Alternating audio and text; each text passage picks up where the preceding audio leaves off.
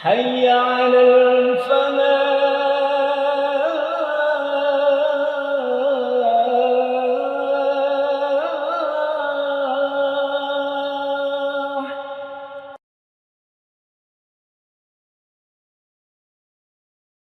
Bismillah. Assalamualaikum warahmatullahi wabarakatuh.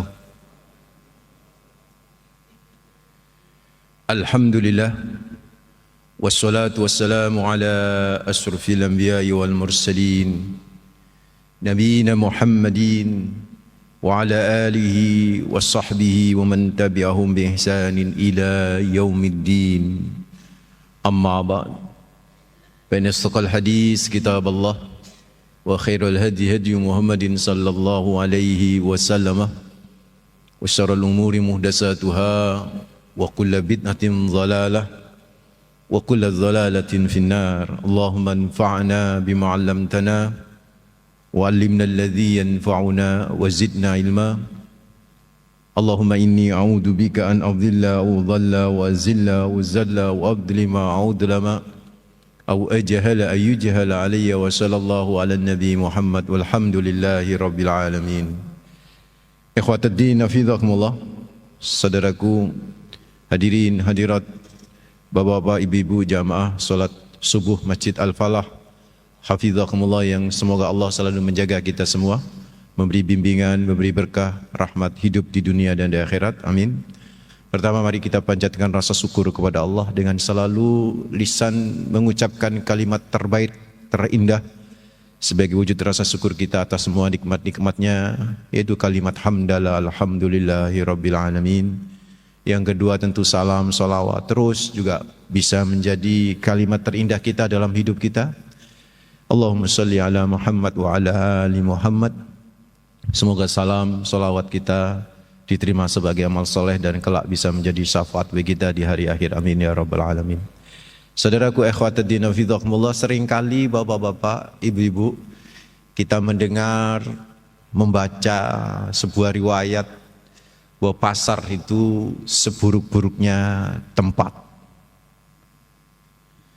Beberapa tahun yang lalu saya sempat ditanya tentang riwayat hadis tersebut, karena saat itu memang ada pertemuan, ada sebuah komunitas wanita-wanita pengusaha Indonesia. Ada yang salah satu bertanya, saat itu karena saya nggak concern dengan materi hadis tentang bab pasar itu, saya tidak langsung menjawab. Saya bilang akan saya cek riwayat hadisnya. Dalam hati saat itu bapak-bapak, ibu-ibu, saya berharap hadisnya tidak sahih gitu kan. Kenapa demikian? Ya faktanya itu agak berbeda gitu. Gimana berbedanya? Ya hampir 100% kan, taruh kata 80-70%. Masyarakat kita itu kan hidupnya ya di pasar, Pak. Baik yang pedagang maupun yang bukan pedagang ya mesti sangat terkait dengan pasar itu, saudara. Pasar itu bisa menjadi sumber rezeki, baik yang memang benar-benar berbisnis di pasar maupun yang tidak berbisnis secara langsung di pasar. Apalagi pasar di era modern ini kan ya ada pasar modern sendiri, ada pasar tradisional. Yang kita selama ini paham, yang kita selama ini tahu ya ada istilah pasar tradisional, Pak. Kayak pasar Wonokromo, pasar Keputran, itu yang dikenal di Surabaya itu ya. Ada pasar modern ya kayak mall. Dan pasar modern itu ya ada juga modern, pasar modern tapi tidak offline, online, Pak. Marketplace itu kan pasar yang berkaitan dengan online. Lah kalau kemudian dikatakan ada riwayat bahwa pasar itu adalah seburuk-buruknya tempat, gimana itu dengan orang-orang yang bekerja hidupnya hampir 8 kali 2, jadi 16 jam di pasar, Pak.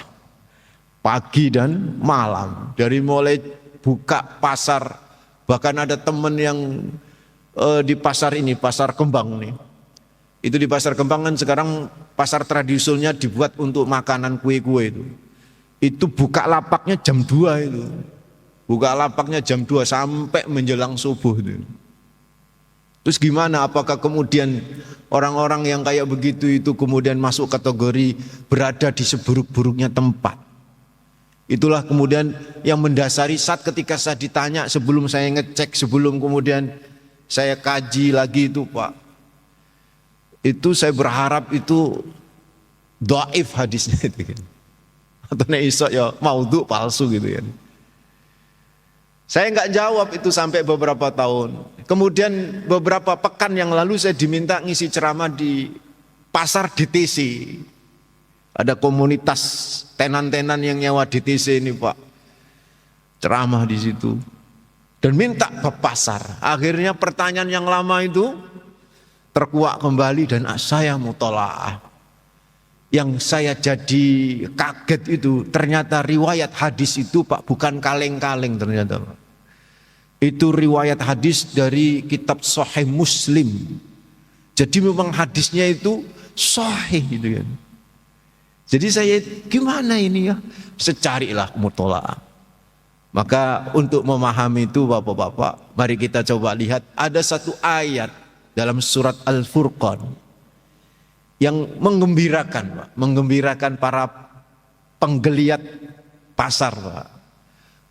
Menggembirakan orang-orang yang bekerja di pasar. Di surat Al-Furqan ayat 20.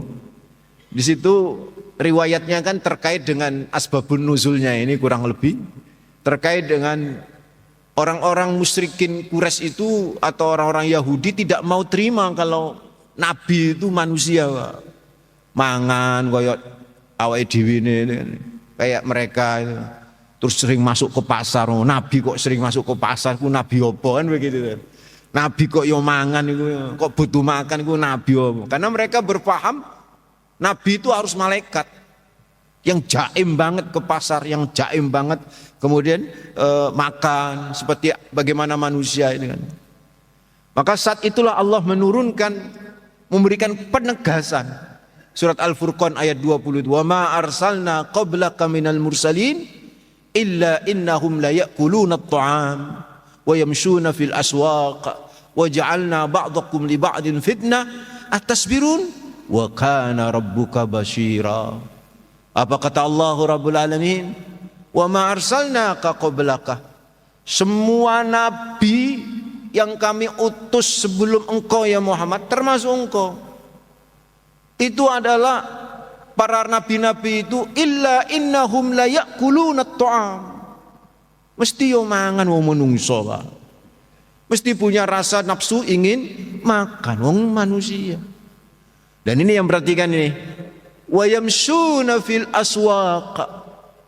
Dan semua nabi ku yo sering mlebu nang pasar, Pak. Bolak-balik mlebu nang pasar. Semua nabi itu kata Allah Rabbul Alamin, termasuk engkau ya Muhammad. Wa ja'alna ba'dakum li ba'din fitnah, dan dijadikan sebagian satu dengan sebagian yang lain, sebagian kalian dengan sebagian yang lain itu berbeda-beda, Pak. Ada pedagang, ada pembeli, ada owner, ada customer, ada miskin, ada kaya, ada pinter, ada geblek. Ya, itu semua fitnah, itu semua sebagai ujian. Si miskin bisa jadi ujian bagi si kaya bisa jadi ujian bagi si miskin, pedagang bisa jadi ujian bagi customernya, customer bisa jadi ujian bagi ownernya, Pak, dari sebuah perusahaan. Yang paling penting itu bukan masalah itu, atasbirun kata Allah, yang paling penting sabar enggak menghadapi kehidupan yang berbeda-beda itu. Wa kana rabbuka basyira. Itu kurang lebih seperti itu. Mari kita pahami dari ayat ini ada 3 hal Bapak-bapak yang bisa kita pahami. Bahwa ternyata Nabi itu manusia. Yang namanya manusia ya punya nafsu. Yang kemudian bisa makan, butuh makan. Dan juga butuh berinteraksi dengan sosial. Seperti ke pasar. Nah itu Nabi itu. Yang kedua apa yang bisa kita pahami dari ayat ini? Bahwa ternyata Nabi Muhammad itu tidak hanya melulu beraktivitas religi, Pak. Beraktivitas dakwah. Ternyata Nabi juga berpikiran, beraktivitas sosial dan ekonomi. Bapak tahu enggak? Ketika Nabi Muhammad hijrah, pertama kali yang dibangun oleh Nabi itu kan masjid. Yang kedua setelah masjid apa yang dibangun oleh Nabi, Pak? Pasar, Pak. Dulu pasarnya itu, jadi di Madinah itu ada pasar Qainuqa. Pasar wong Yahudi dari Bani Qainuqa. Rame. Nah ketika masjid dibangun, Nabi kepingin di depan masjid atau di samping masjid itu ada pasar. Nah model sunnah kayak ini ditiru oleh beberapa masjid, Pak. Jadi habis pengajian ada yang buka lapak itu, Pak. Jadi memang dibuat demikian oleh masjid itu, sehingga turun itu beraktivitas untuk jual beli di situ tuh di luar masjid. Nah, itu niru Nabi gitu kan. Tetapi saat itu orang-orang Yahudi itu nggak kepingin pasarnya mereka itu tersaingi oleh pasar Nabi. Makanya itu belum dibangun sama Nabi, dipatoki. Dibongkar sama mereka orang Yahudi. Dan Nabi saat itu diam saja karena memang baru pindah, Pak, baru hijrah. Jadi belum ada kekuatan besar. Nabi akhirnya cari pilihan lain agak jauh, tapi ya sekitar dekat masjid itu di Baqi. Bapak tahu Baqi? Sehingga akhirnya di situ terkenal dengan istilah Suqul Ansor, pasar orang-orang Ansor. Sehingga dari sini banyak ulama menyatakan membangun sebuah peradaban negeri itu 3 hal, Pak. 1 spiritual, 2 material ekonomi. Spiritual dengan masjid, yang kedua itu ekonomi dengan pasar, yang ketiga manusianya, Pak, dengan dipersatukan. Ada istilah misakul Madinah itu kan. Sehingga negeri Madinah itu benar-benar bercahaya, al-munawwarah gitu kan. Karena terbangun oleh 3 aspek itu. Nah ini, Pak, ada istilah pasar ternyata. Ternyata Nabi concern juga dengan pasar. Nabi juga yang dibangun setelah masjid pasar. Lah kok ono riwayat pasar ku seburuk-buruknya tempat ku ya apa gitu loh, Pak. Apalagi ketika terjadi mu'akhoh. Mu'akhoh itu mempersaudarakan antara muhajirin pendatang dengan ansor yang ada di Madinah itu. Itu kan Abdurrahman bin Auf itu dipersaudarakan, Pak. Abdurrahman bin Auf mau dikasih ini nggak mau. Nggak, gini saja, tunjukkan aku pasar. Saat itu belum terbangun memang pasar yang khusus untuk Nabi Muhammad. Masih pasar orang Yahudi. Setelah ditunjukkan apa yang terjadi, Pak? Hidupnya Abdurrahman bin Auf ya dari pasar. Sampai ada sebuah artikel yang menyebutkan bahwa Abdurrahman bin Auf ketika meninggal dunia, Pak, beliau meninggalkan harta cash flow, Pak, setelah dibagi oleh istri-istrinya warisannya itu masih tertinggal cash flow yang harus dibagi dengan anak-anaknya itu 2.560.000 dinar, bukan US dollar, Pak. Mari kita hitung. Kalau 1 dinar itu kan 1 dinar kan 4/4 gram emas. Dalam kitab Fiqh Zakatnya karya Dr. Yusuf Qaradawi itu kan. Itu 1 dinar setara 4/4 gram emas. Kalau 1 gram emas sekarang kemarin saya lihat di Antam itu, Pak, 1,5 juta sekarang 1 gram emas Antam. Berarti kan 4/4 itu sekitar 6 jutaan. 1 dinar 6 juta. Coba Bapak kalikan 2.560.000 dinar dikali 6 juta, Pak. Kalkulator gak cukup, Pak. Itu sekitar 15 triliunan. Itu cash flow yang dimiliki oleh Abdurrahman bin Auf. Dan itu dari mana, Pak? Pasar, saudara. Lah kok ono riwayat sahih lagi. Nanti kita cek benarkah riwayatnya sahih.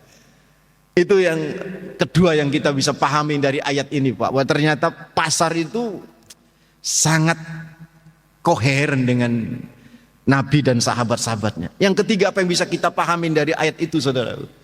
Coba perhatikan kata-kata Al-Quran di situ. Wayamshuna fil aswaq. Wayamshun itu fi'il mudhari', Pak. Wayamshun itu berjalan, fi di dalam al-aswaq pasar. Berarti kalau fi'il mudhari' itu litajdid.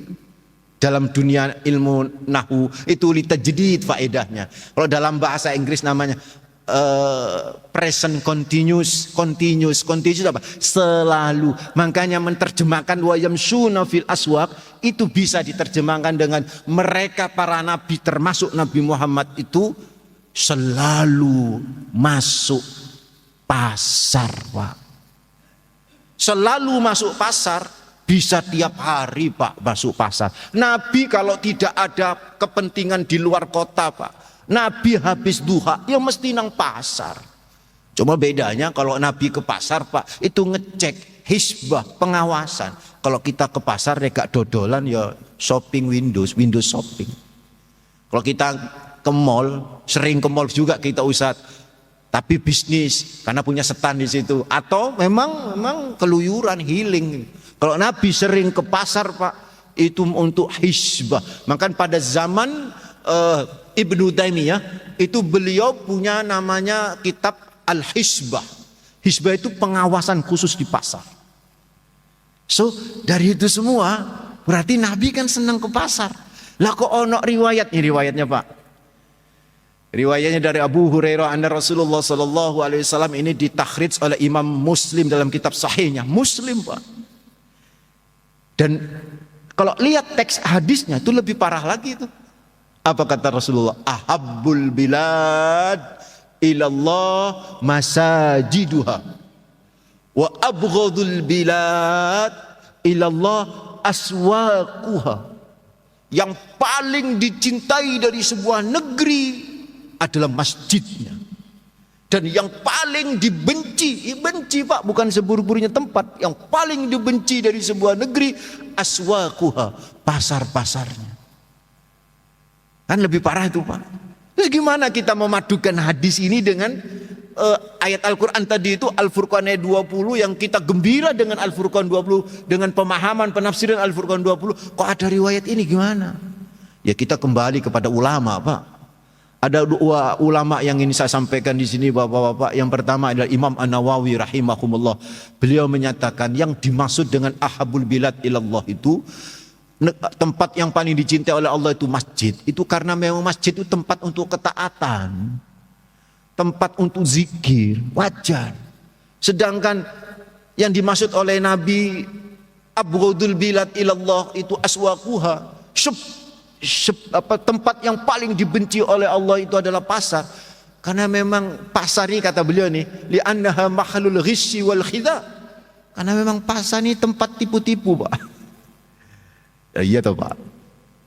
Saya ketika bimbing haji tahun 2004-2005, Pak, ada jamaah saya yang lapor, Ustadz, saya beli arloji, Pak Ustadz.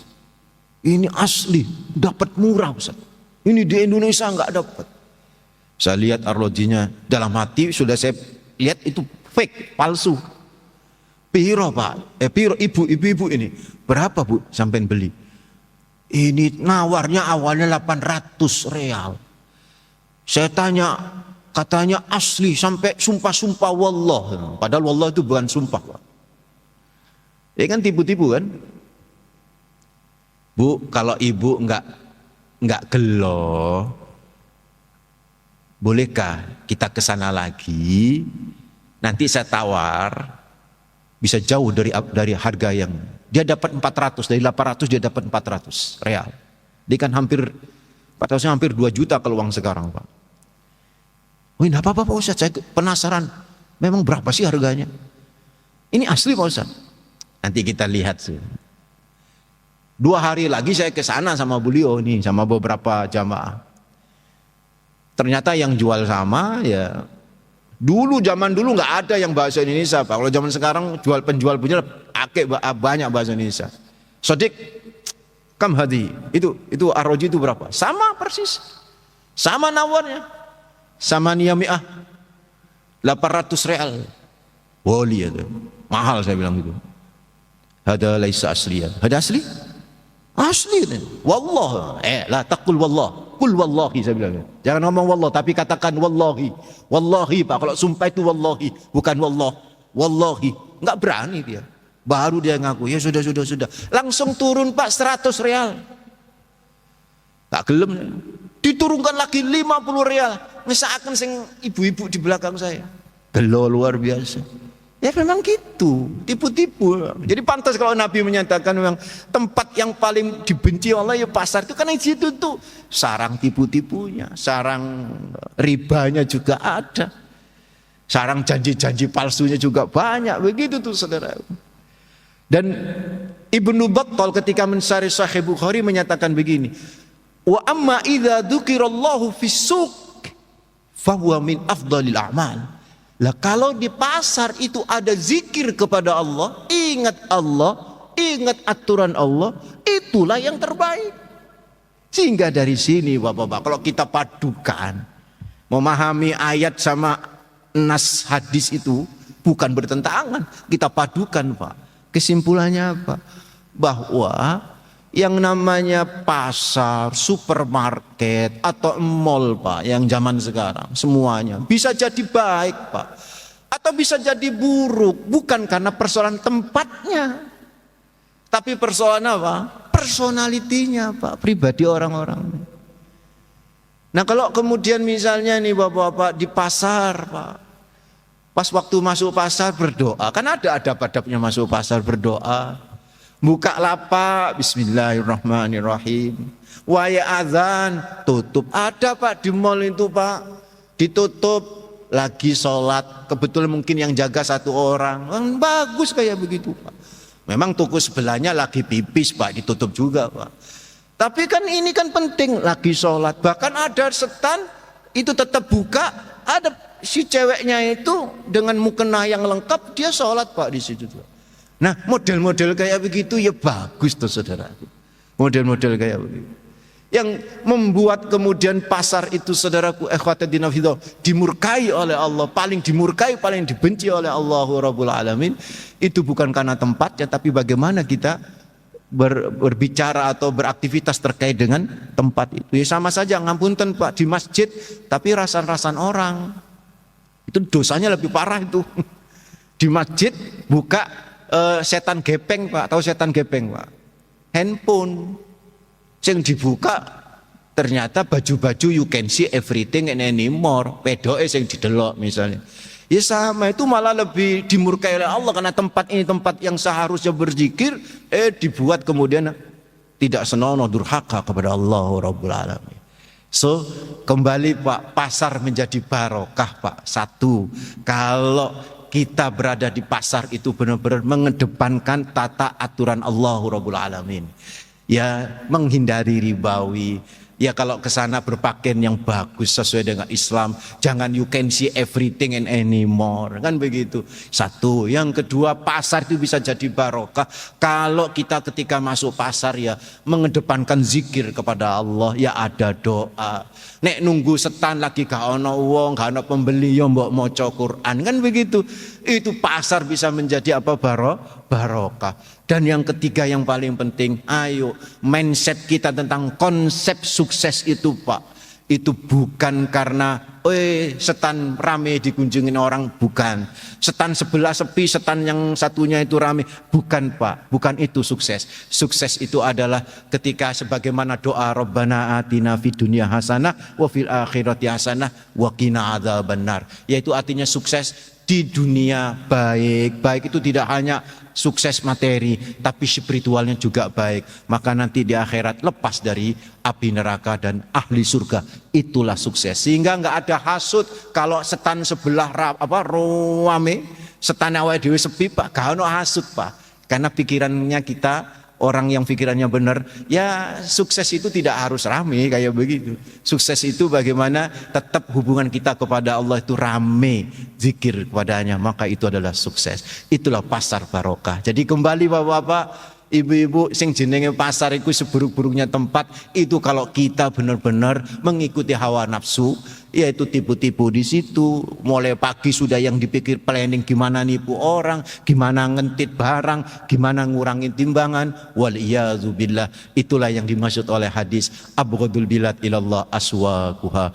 Seburuk-buruknya tempat yang paling dimurkai adalah pasar ketika kita sudah tidak patuh kepada Allah Rabbul Alamin. Demikian yang bisa saya sampaikan. Mungkin ada yang mau didiskusikan, monggo.